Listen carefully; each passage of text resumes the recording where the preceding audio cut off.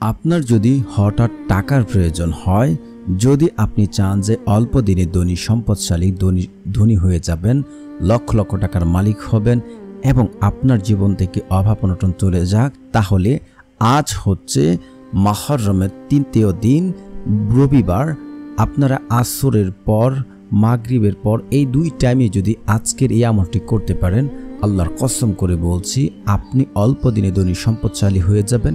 আপনার টাকার সমস্যা থাকলে তা আপনি পাবেন এবং আপনার জীবনের সকল অভাব অনটন দূর হয়ে যাবে।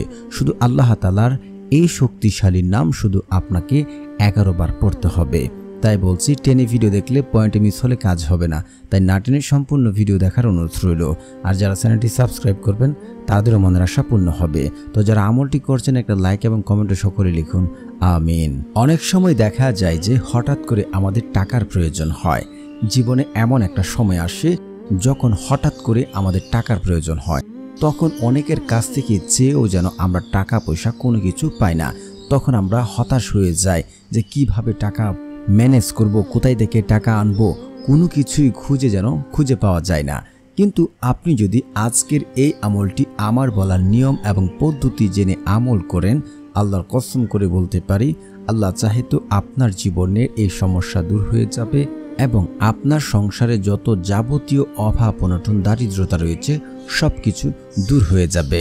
কারণ হচ্ছে আল্লাহ সুবহানাহু তাআলার কাছে কোনো কিছুর অভাব নেই। যদি আমরা সঠিক নিয়মে সঠিক পদ্ধতিতে আল্লাহ তাআলার কাছে চাইতে পারি, আল্লাহ রাব্বুল আলামিন আমাদের সকল চাওয়া পূর্ণ করে দেবেন। এবং আল্লাহ তাআলার কাছে যে ব্যক্তি বেশি বেশি চায়, আল্লাহ তাআলা তাহার উপরে রাজি খুশি হয়ে যান এবং আল্লাহ তাআলা তাহার জন্য ধন সম্পদ বা তার জীবনে বারাকা দান করেন। আর যদি কোনো ব্যক্তি অহংকারবশত আল্লাহ তাআলার থেকে মুখ ফিরিয়ে নেয়, আল্লাহ রাব্বুল আলামিন ওই ব্যক্তিকে দুনিয়ায় অভাব অনটনে ফেলে, তাকে দারিদ্রতার মধ্যে ফেলে এবং তার উপরে রহমতের দৃষ্টি দেন না। তো আমাদেরকে আল্লাহ তাআলার কাছে চাইতে হবে সঠিক নিয়মে সঠিক পদ্ধতিতে। আল্লাহ রাব্বুল আলামিন পবিত্র কুরআনে বলেন, উদউনি আস্তাজিব লাকুম, তোমরা আমাকে ডাকো আমি তোমাদের ডাকে সাড়া দেব। মানে আমরা যদি আল্লাহ তাআলাকে ডাকতে থাকি, আল্লাহ তাআলাই আমাদের ডাকে সাড়া দেবেন। এটা আল্লাহ সুবহানাহু তাআলা পবিত্র কুরআনে বলছেন। তিনি আরও বলেন, তোমরা আমার কাছে দোয়া করো আমি তোমাদের দোয়া কবুল করব।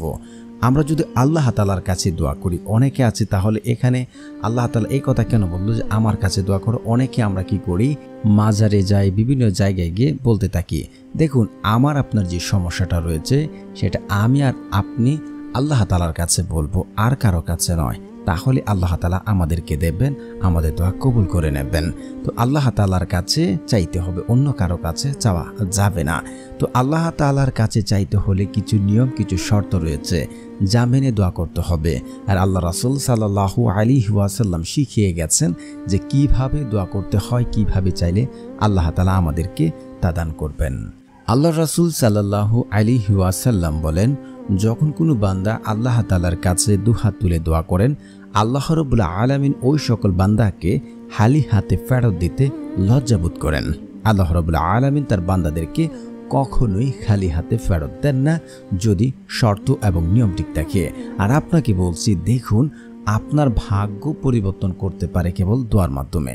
আপনার জীবনের ভাগ্যের চাকা ঘুরছে না, জীবন পরিবর্তন হচ্ছে না, আপনি নিয়মিত দোয়া করে যান, ইনশাআল্লাহ দেখবেন আপনি যে কাজ করছেন, যেখানে রয়েছেন, ভাগ্য পরিবর্তন হচ্ছেন, আল্লাহ তাআলা কিন্তু সেখানে বারাকা দান করবেন, আপনার ভাগ্য পরিবর্তন করবেন ইনশাআল্লাহ। আপনারা তিরমিজি শরীফের হাদিস 2139 নম্বর হাদিসটা যাচাই করেও দেখতে পারেন।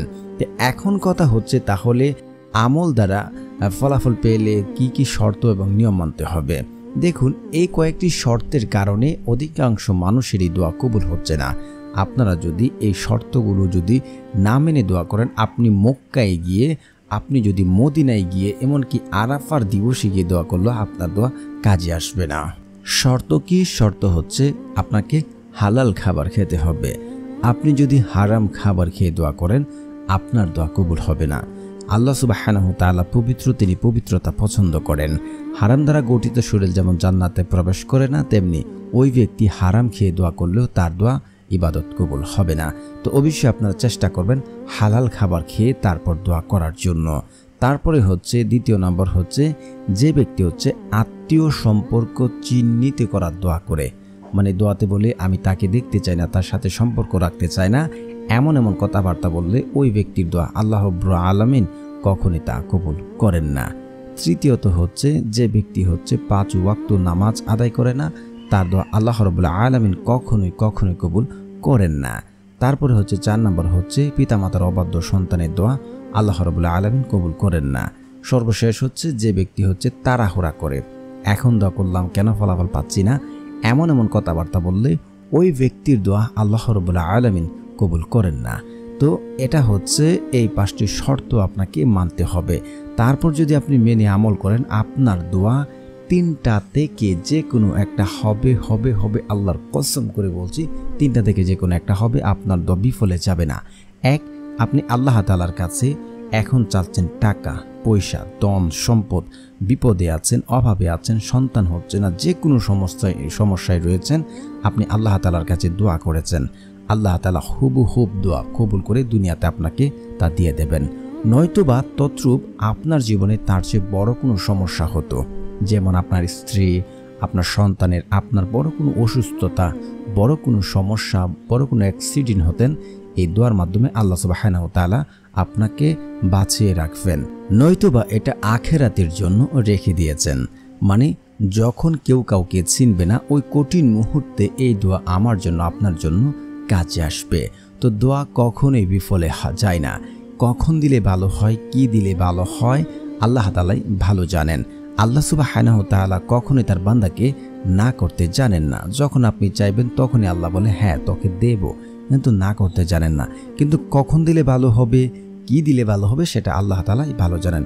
আমাদের কাজ হচ্ছে আল্লাহ তাআলার কাছে চেয়ে আমরা আমাদের কাজে লেগে থাকা, ইনশাআল্লাহ আল্লাহ তাআলা সেখানে আমাদেরকে বারাকা দান করবে। এই তো গেল শর্ত, এবং এখন কথা হচ্ছে আমলটি কিভাবে, কোন নিয়মে, কোন পদ্ধতিতে করবেন। আমলটি করার জন্য আজ যেহেতু মুহররমের 3য় দিন, আমরা রবিবার আসরের পর বা মাগরিবের পর যে কোনো সময় আমরা আমলটি করব।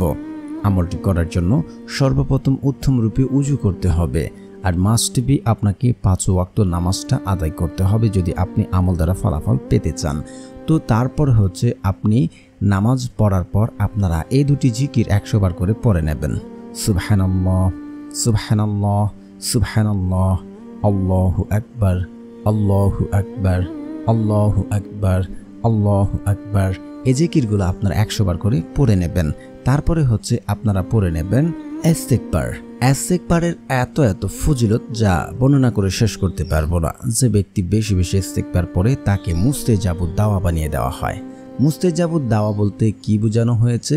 যে ব্যক্তি আল্লাহ তাআলার কাছে দোয়া করতে দেরি হয় আর আল্লাহ তাআলা সেই দোয়া কবুল করতে এক মুহূর্ত দেরি করেন না, যে ব্যক্তি বেশি বেশি ইস্তিগফার পড়ে আল্লাহ তাআলা তাকে মুস্তাজাবুদ দাওয়া বানান।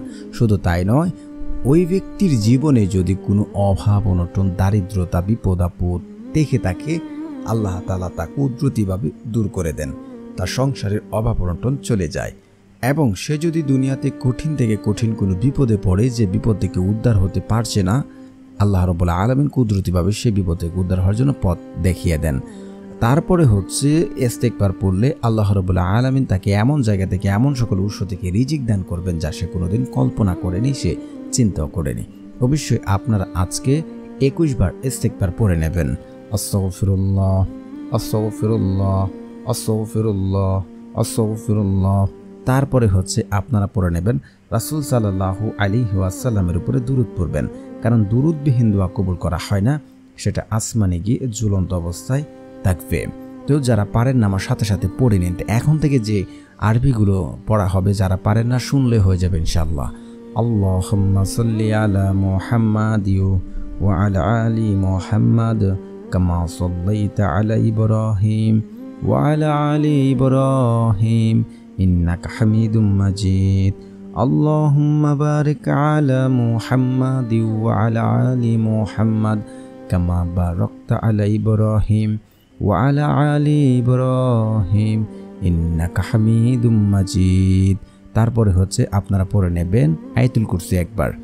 আল্লাহু লা ইলাহা ইল্লা হুয়াল হাইয়ুল কাইয়্যুম লা তাখুযুহু সিনআতু ওয়া লা নাওম লাহু মা ফিস সামাওয়াতি ওয়া মা ফিল আরদ মান জাল্লাযী ইয়াশফাউ ইনদাহু ইল্লা বিইজনিহি ইয়ালামু মা বাইনা আইদিহিম ওয়া মা খালফাহুম ওয়া লা ইউহিতুনা বিশাইইন মিন ইলমিহি ইল্লা বিমা শাআ ওয়াসিয়া কুরসিয়ুস সামাওয়াতি ওয়াল আরদ ওয়া লা ইয়াউদু হিফযুহুমা ওয়া হুয়াল আলিয়্যুল আযীম। তারপরে হচ্ছে আপনারা সূরা ফাতিহা পড়বেন একবার। বিসমিল্লাহির রহমানির রহিম, আলহামদুলিল্লাহি রাব্বিল আলামিন, আর রহমানির রহিম, মালিকি ইয়াউমিদ্দিন, ইয়্যাকা না'বুদু ওয়া ইয়্যাকা নাস্তাঈন, ইহদিনাস সিরাতাল মুস্তাকিম, সিরাতাল লাযীনা আন'আমতা আলাইহিম গায়রিল মাগদুবি আলাইহিম ওয়ালাদ-দাল্লিন, আমিন। তারপর হচ্ছে তিনবার সূরা ইখলাস পড়বেন।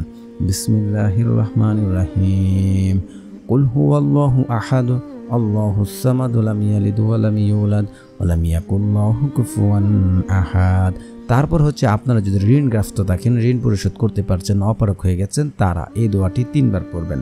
আল্লাহুম্মা কফিনি বিহালালিকা ওয়ান হারামিকা ওয়া আগনিনি বিফাদলিকা আম্মান সিওয়াক। তারপর হচ্ছে আল্লাহ তাআলার এই শক্তিশালী নামটি 11 বার পড়ে নেবেন।